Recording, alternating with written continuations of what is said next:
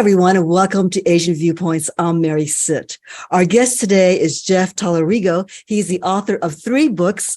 The first one is called Pearl Diver. Second one is The Ginseng Hunter, and both of these have won prestigious awards. He's working on his 4th novel. He has lived in Japan for 15 years and twice in the Gaza Strip. He has taught creative writing at Wilkes University for about 13 years. And now teaches an advanced creative literature writing course to advanced ESL students. Jeff, thanks for being with us. Well, thank you, Mary. It's good to see you again after many years. Yes. You are also an avid photographer and hiker. You live in Oakland, California now, and you hike somewhere within an hour or so. How long does it take you to get to where you go? An hour to the one place, Point Reyes, and the other, like the Sierra Mountains, is probably 4 hours. Okay. So let me ask you this. Did the love of hiking start first, and then you started going, wow, this scenery is fantastic, I'm going to take pictures? Or were you really coming at it from a photographer's point of view first, and you hiked to get those pictures? Back in 2014, when we first moved here, my son, as a Christmas gift, bought me a really small digital camera.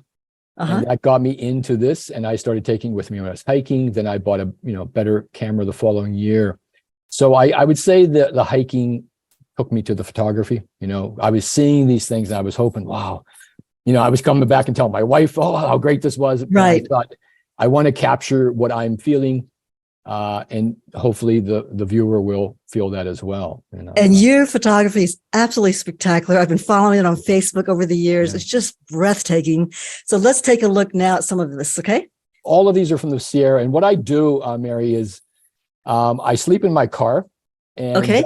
We refer to it as the Hotel Subaru on the trails. People sort of laugh and all that. And I get up, and I usually have to climb 2 to 7 miles in the dark to get to these locations to shoot. Oh my goodness! I want to capture the first light. Right. All these photos are, I hiked anywhere from 2 to 7 miles to get to the spot I am shooting from, and then I shoot all day once I'm there. But I love this early morning light, the first light, and that's the thing that really motivates me to, do this crazy stuff. Sometimes 3 hours in the dark, I'm climbing. What motivates you to do the sunrise as opposed to the sunset?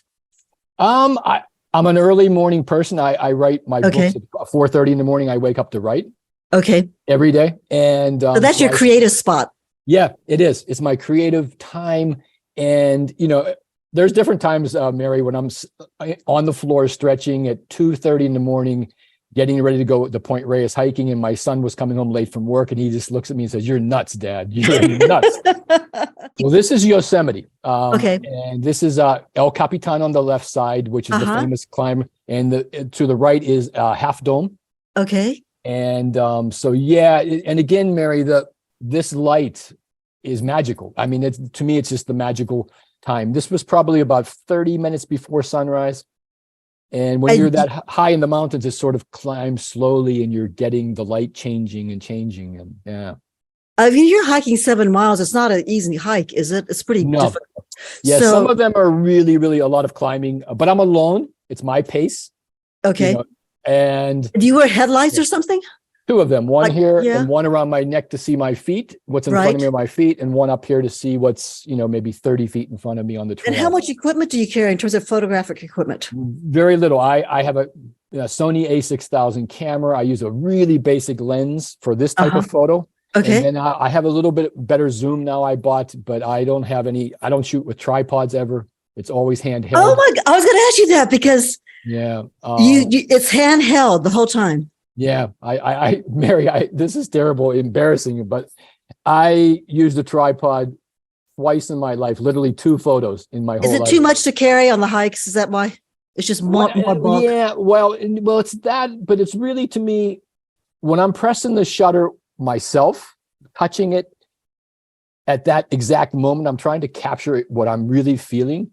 And I can just I feel more connected to it that way rather than through a cable and you have the timer and all that. And that's probably just a lazy way of saying that, I don't want to carry that up the mountain. So do you have to shoot at a really slow shutter speed to capture some of these scenes that are just like darkness turning into light? That's the key. I use a very wide angle lens to get these shots early. This was after sunrise. Beautiful. But to get to this spot took me, it was 7 miles to get here. Oh my goodness. And Of a difficult trail, 7 miles of a difficult trail. Yeah, Just to get this is there. a really difficult climb. It's about elevation change, probably 2,500 feet of elevation change. Oh in my 7 miles. goodness. So it's a lot of climbing. But these are all the Eastern Sierra in California. And the next group here this is all Point Reyes National. Oh my goodness. This is beautiful. And I love these shots. And Mary, your program here, your connection with Asian viewpoints, Right. and all this.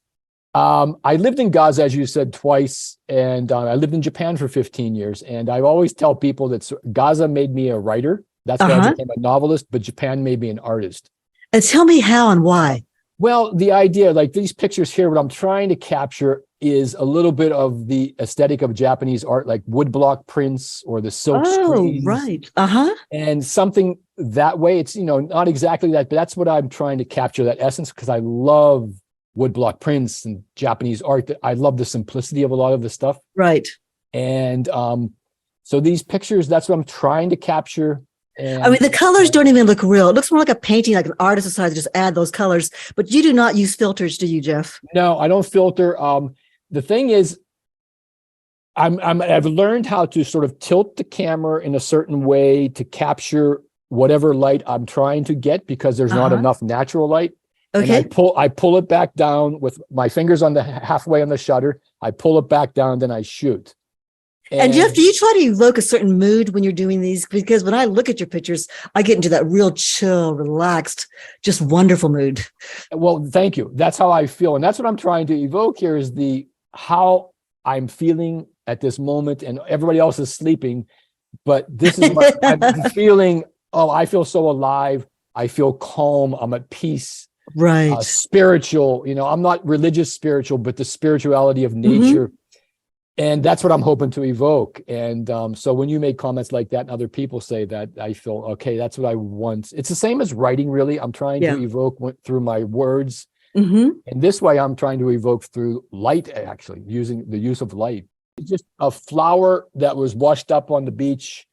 And I love taking pictures of what people feel, objects, that things are dead. They're dead.